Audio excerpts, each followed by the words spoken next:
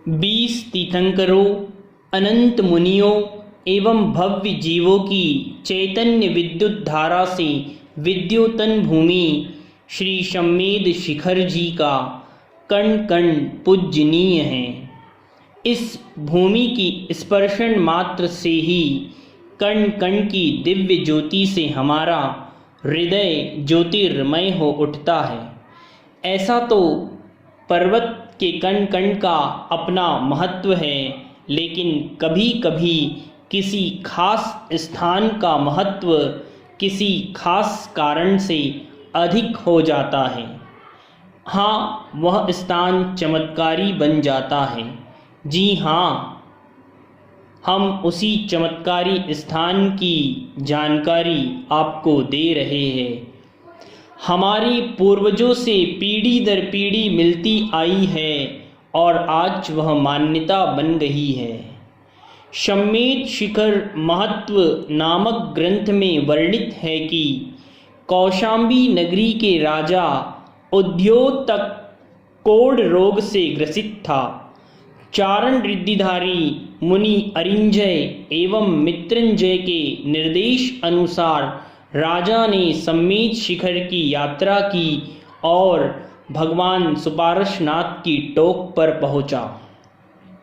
जैसे ही राजा भगवान सुपार्श्वनाथ की टोक पर पहुंचा और वहां की सादित मिट्टी पर उनके चरण पड़ते ही उनके रोग समाप्त हो गए। उसी समय से व्याधि से पीड़ित व्यक्ति व्याधि से छुटकारा पाने के लिए इस सादित मिट्टी का उपयोग करते आ रहा है। आज यह परंपरा भी बन गई है।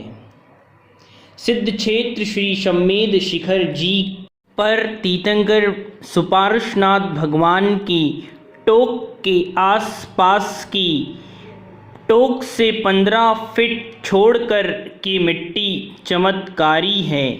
यह स्थान सुपार्श्वनाथ भगवान की से ज्योतिर्मय है।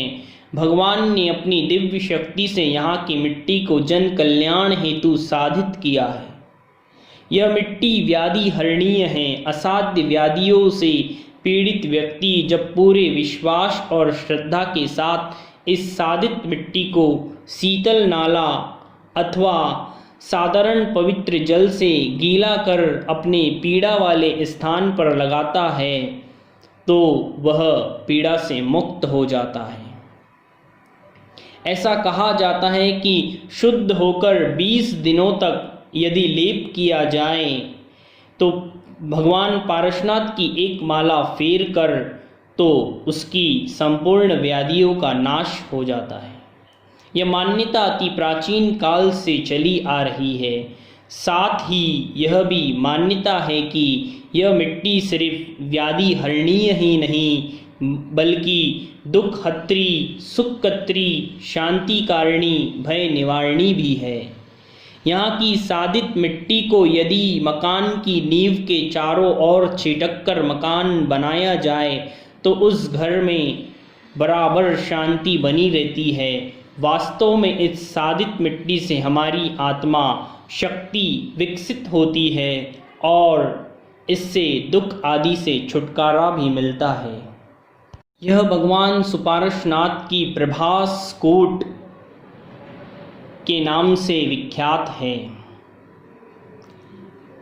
इस टोक की भाव सहित वंदना करने से आदि व्याधि से मुक्ति मिलती है।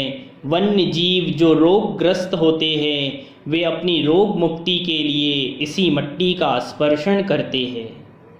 इस मिट्टी के स्पर्श से वे रोग मुक्त हुए।